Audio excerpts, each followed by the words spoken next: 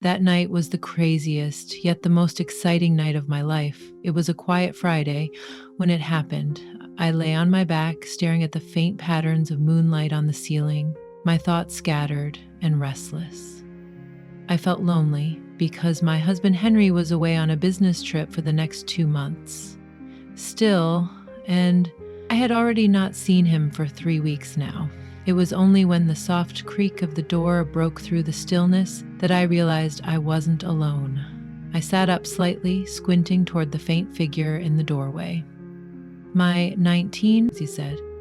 He sat at their shoulders, outlined by the dim light from the hallway.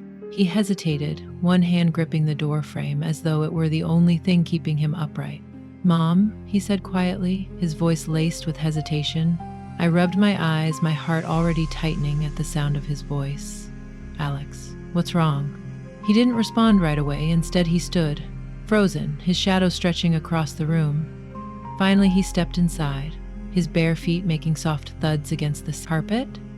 There was something about the way he moved, hesitant, almost afraid, that made the air in the room feel heavier. "I couldn't sleep," he said, his voice barely above a whisper. I glanced at the clock on my nightstand, 2:14 a.m. Alex wasn't the type to wake me unless something was really bothering him. My chest tightened as I swung my legs over the side of the bed, motioning for him to come closer. "What's going on?" I asked gently. He hesitated again before sitting on the edge of the bed, his posture stiff. His hands clasped tightly in his lap. For a moment, I watched him, waiting, but he kept his gaze fixed on the floor. The tension radiating from him was almost palpable. "Alex, you can talk to me," I said softly. "Whatever it is, I'm here." He let out a shaky breath, his fingers fidgeting with the hem of his t-shirt. "It's hard to explain," he said finally. "I've been feeling something. I've been feeling different, and I don't know what to do about it." His words sent a ripple of unease through me. I leaned forward slightly, my voice steady, despite the knot forming in my stomach. Different how he looked at me then, his eyes searching mine with an intense I wasn't prepared for. "It's about someone," he said, "someone I've been thinking about a lot. Someone you are not going to expect." Relief briefly flickered through me. Maybe this was about a girl at school. A crush he didn't know how to handle. Alex had always been shy about his feelings, keeping them bottled up until they threatened to overflow. "Okay," I said, offering him a reassuring smile. "Who is it? Someone from school?" He shook his head quickly, his gaze dropping again. "No," he said, his voice barely audible. "It's not someone from school then." "Who?" I pressed gently, though a strange unease was beginning to creep into my chest. "Alex, you can tell me whatever it is. We'll figure it out." He took a deep breath, his chest rising and falling as if he were gathering every ounce of courage he had. When he spoke again, his voice was trembling. "It's you, Mom," he said finally. "It's always been you." The words hit me like a tidal wave, pulling the air from my lungs. For a moment, I couldn't speak, couldn't think. My mind raced to make sense of what he just said, but the sheer weight of it left me reeling. "Alex," I began, my voice faltering. What are you saying?" He stood abruptly, pacing the room like a caged animal. His hands ran through his hair, tugging at the strands as though trying to physically pull the words from his mind. "I know how it sounds," he said quickly. "I know it's wrong, but I can't help it. I've tried for so long to push it away, to ignore it, but it's always there."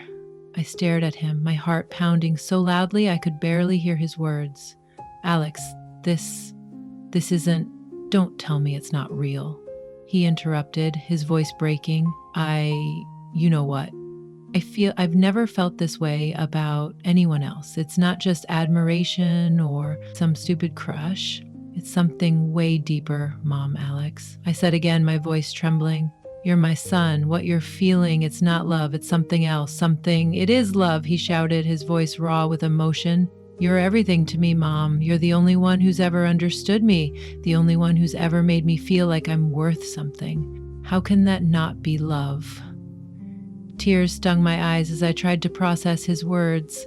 My son, My sweet boy, who I had raised and loved unconditionally, was pouring out feelings I couldn't understand, feelings I couldn't reciprocate, but yet something in me excited me now.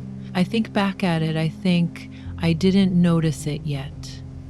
I think I tried to ignore it, and so I said, Alex, you're confused. You're going through a lot right now, and maybe these feelings. I'm not confused, he said, turning to face me. His eyes were glassy with unshed tears, his jaw set with a determination that made my chest ache. I've never been more sure of anything in my life. At that moment, I noticed it. I could feel the way he was attracted to me, and I didn't want to turn away from it, but still, as I am his mom, I took responsibility to ignore it. I reached out, placing a hand on his arm. Alex, I said gently, these feelings, they'll pass. I promise you they'll pass. And when they do, you'll see things more clearly. What if they don't? He whispered, his voice breaking. What if this is who I am? What if this is how I'm supposed to feel? My throat tightened, and for a moment I couldn't speak. I didn't have the answer he was searching for. Didn't know how to ease the pain that was so evident in his eyes. All I could do was hold on to the hope that time would bring clarity, that this moment wouldn't define us. You are not alone in this, I said finally, my voice trembling, but resolute. We'll get through it, Alex, together. He looked at me for a long moment, his eyes filled with a vulnerability that made my heart ache. I don't want to lose you, Mom, he said softly. I can't lose you. You won't, I said firmly, squeezing his arm. No matter what, I'll always be here. You know what? Why don't you join me for tonight? Maybe that would help a bit, I said, while turning myself back under my sheets again. He nodded and slowly stepped into the bed. Then I grabbed him with me, and I felt something. I didn't mention it to him, of course, so I just said, "Good night, sweetie," and he smiled at me. The silence that followed was heavy, but not unbearable. It was the kind of silence that held promises, fragile but sincere. And as he closed his eyes, I felt a glimmer of hope. Hope that we could weather this storm, no matter how impossible it seemed. But deep down, I knew this was only the beginning. And I was right, a night like this was coming again, which would end in a totally different way. This night, nothing happened, but there was more coming, because love, especially love as complicated as this, doesn't fade quietly. It demands to be reckoned with. And I had no idea what that reckoning would look like. The morning after Alex's confession felt surreal, the quiet of the house, usually comforting, now pressed down on me like a suffocating weight. Every corner, every familiar object seemed to hum with the unspoken tension between us. I busied myself with chores, hoping the routine would ground me. But my hands trembled as I folded laundry, and my mind raced with questions I couldn't answer. What did this mean for us, for him, for me? The clatter of a chair in the kitchen jolted me from my thoughts. Alex was sitting at the table, staring into a bowl of cereal that looked as untouched as my cup of coffee on the counter. His hair was unkempt, his eyes shadowed with exhaustion. He hadn't slept, and neither had I. Morning, I said cautiously, breaking the silence. He looked up, his expression unreadable. Morning, he replied, his voice hoarse. I poured myself a fresh cup of coffee, the sound of the liquid filling the mug louder than it should have been. I joined him at the table, the distance between us feeling both too far and too close. For a moment, neither of us spoke. The air was thick with everything unsaid. Finally, I broke the silence. Alex, about last night.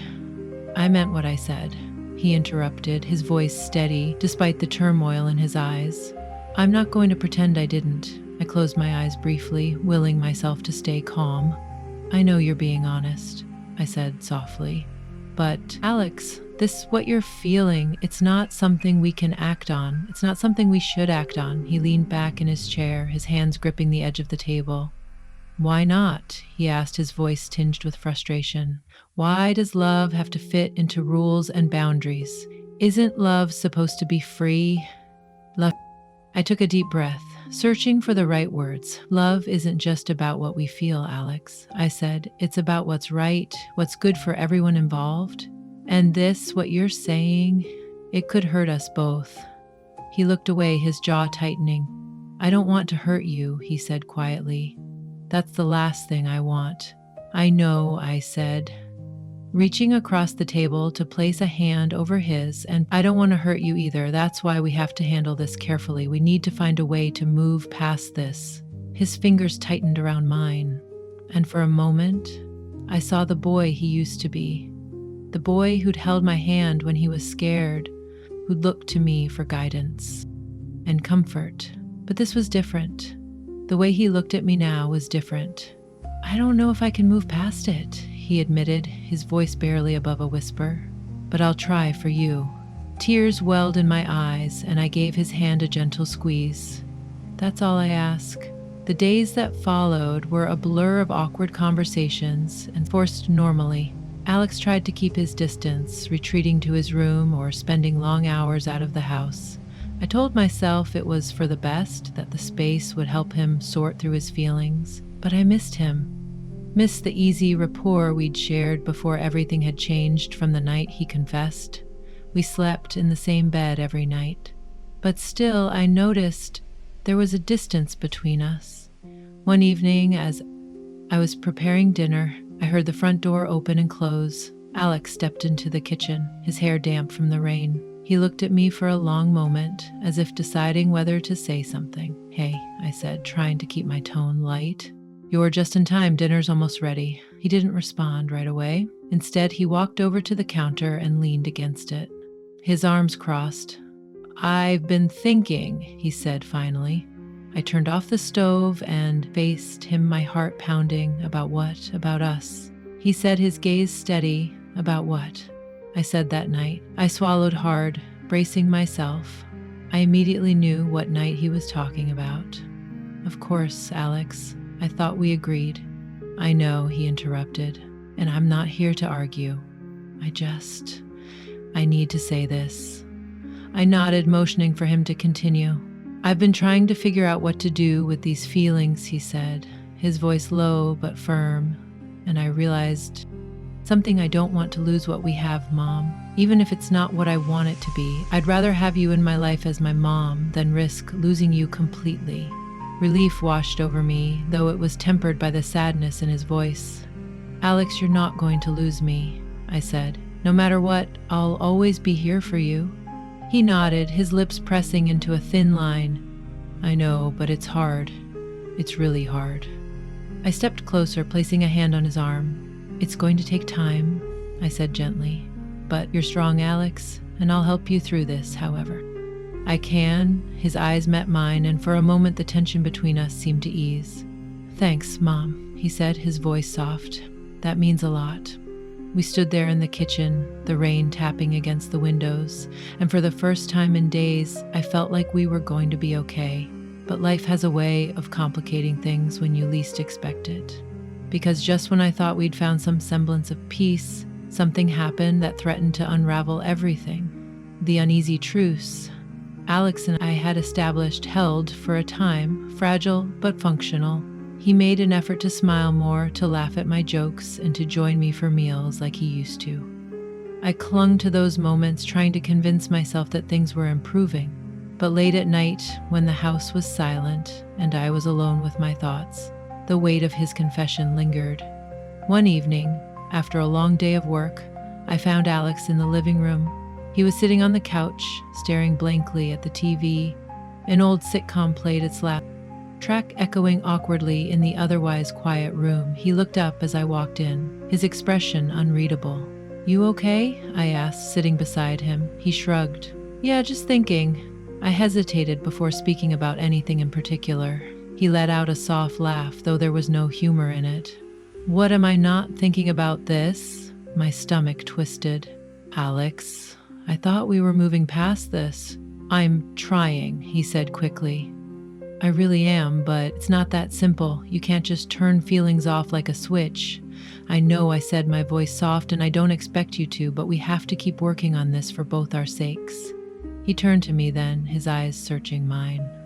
Have you ever thought about it? He asked suddenly, his voice low. About us, about what it would be like if things were different? I froze his question, catching me off guard. Alex, I don't lie to me, he said, his tone more pleading than demanding. Just tell me the truth. I looked away, my thoughts racing. The truth was complicated, tangled in emotions I didn't fully understand, of course.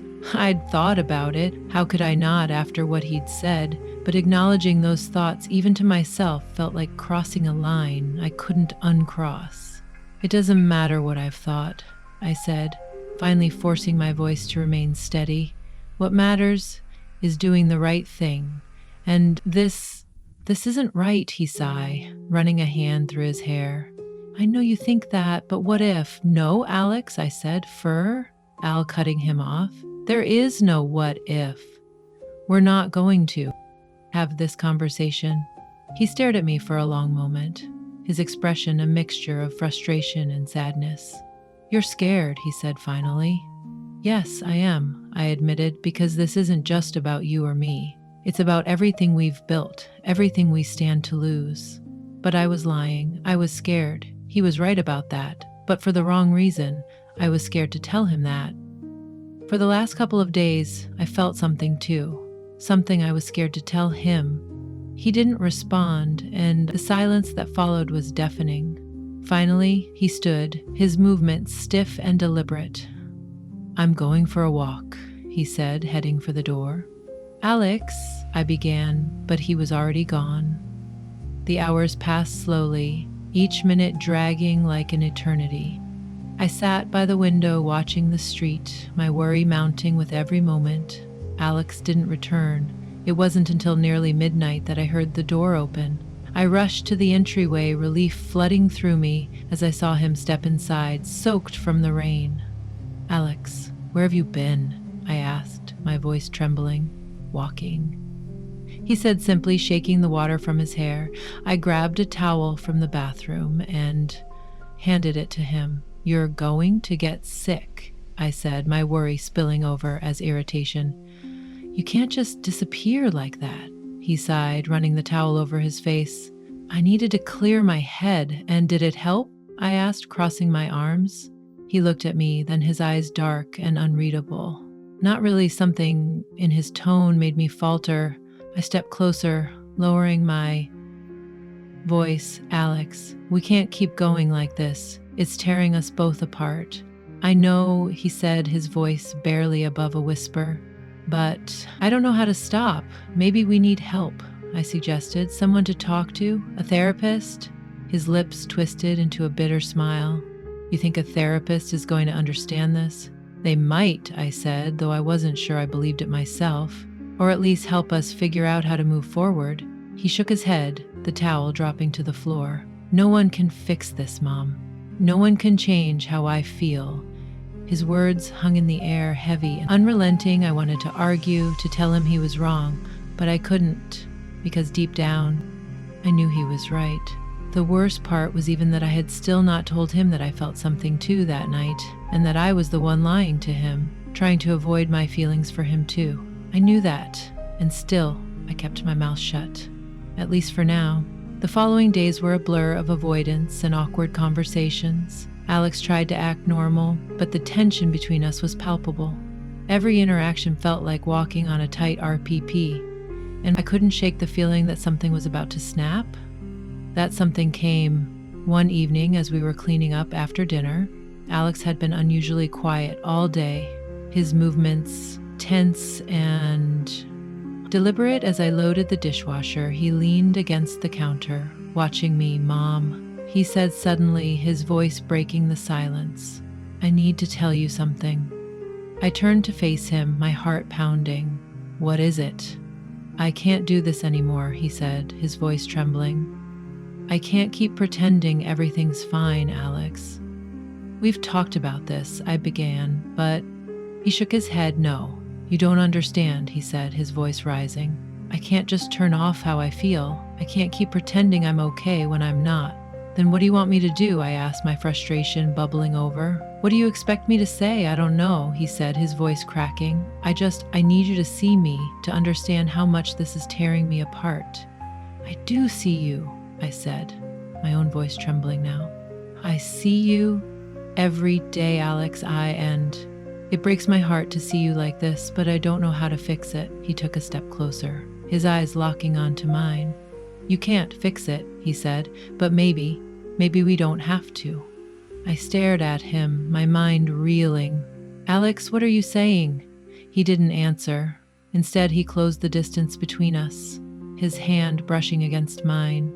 My breath caught the air between us, suddenly electric, but the moment didn't last. I stepped back, breaking the connection. No, I said firmly, my voice shaking. We can't. His face crumpled, pain etched into every line. I'm sorry, he whispered, turning and walking away.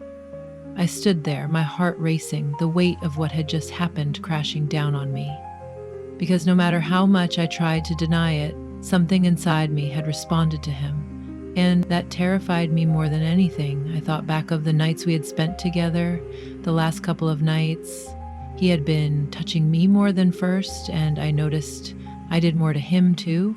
I think he noticed it, and that's why he started the conversation. But the days after that moment in the kitchen were like walking through a storm. Unpredictable.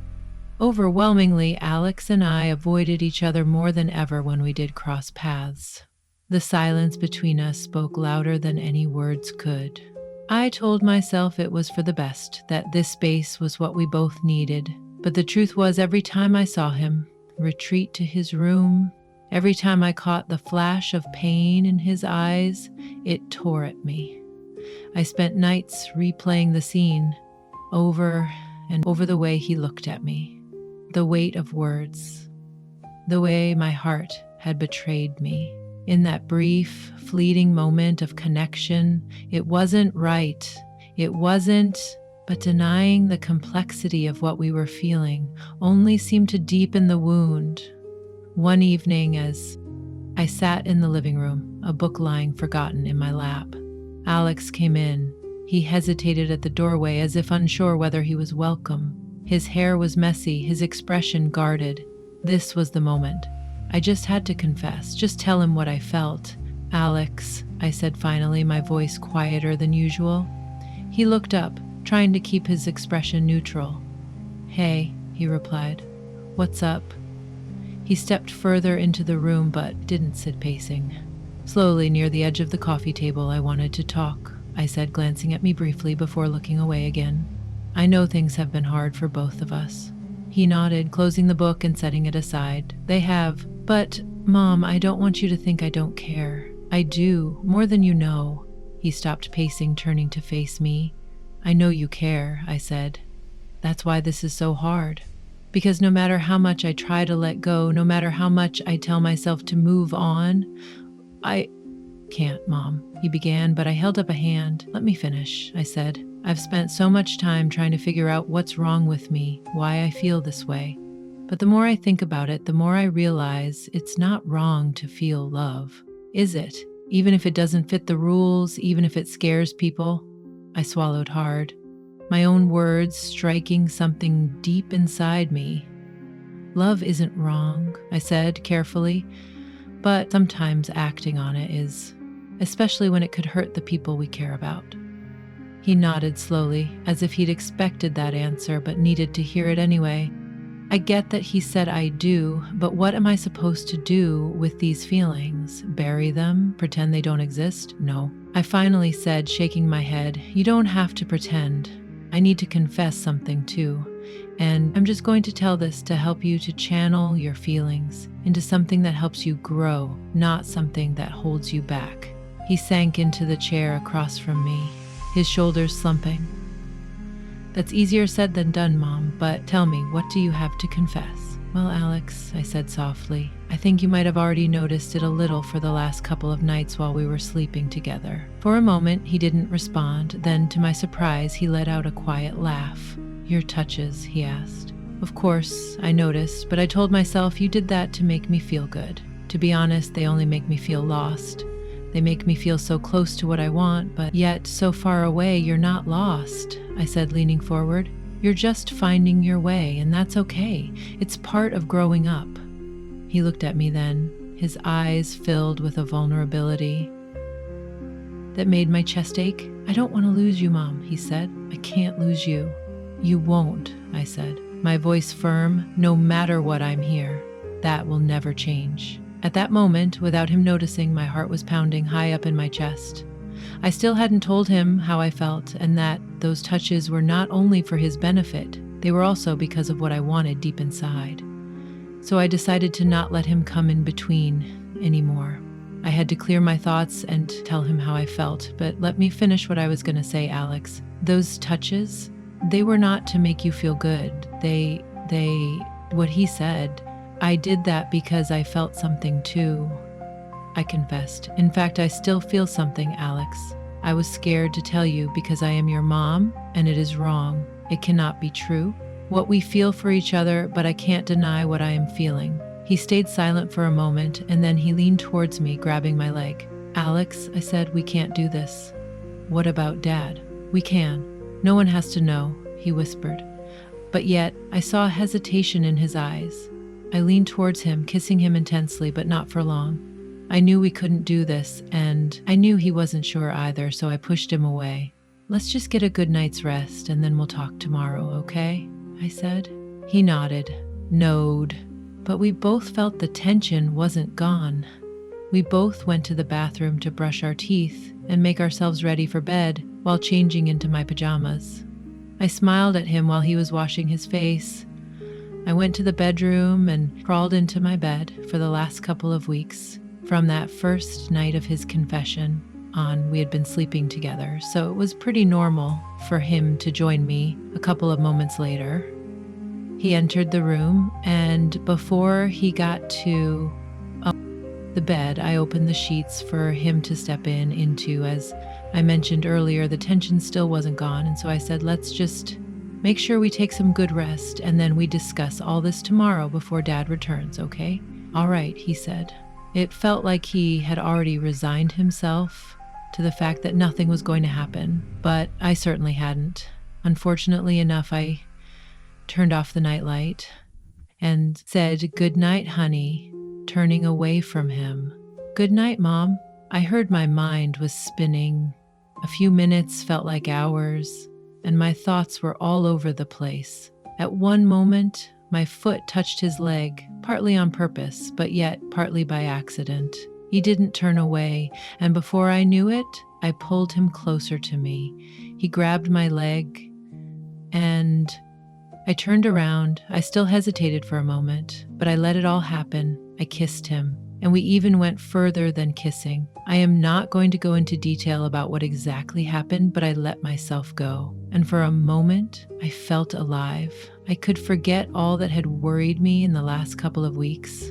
I closed my eyes, letting the moment wash over me, and for the first time in a long time, I felt alive. This wasn't wrong. It wasn't confusing. It was love, pure and simple, love. And it was the kind of love that had grown naturally between us, blossoming out of years of care. Trust and understanding, that's what I told myself while we were busy. But as quick as it started, as quick as it ended, I guess, it was a bit too exciting for him. I can imagine when Alex pulled back, he smiled at me. "We're okay." "Right," I nodded and made my way to the bathroom. The next few weeks were better, easier even. Alex seemed more at peace, though there were still moments when the tension between us resurfaced. His father had returned, and he started spending more time outside, hanging out with friends, and even picking up some of the hobbies he'd abandoned in the last year. I threw myself into my routines, finding solace in the small, everyday tasks that kept life moving forward. But as much as I wanted to believe we were healing, the undercurrent of what had passed between us remained. It was an invisible thread binding us together in a way neither of us could fully escape. Up until this point, I still haven't told my husband about what happened. And Alex and I haven't talked about it either. I don't know what to do and I don't know what to think of it. What are your thoughts on it? I'm curious about other people's opinions on this, and that's why I am telling this story. It is crazy what happened, but I can't deny it. And on top of that, I am never able to turn things back.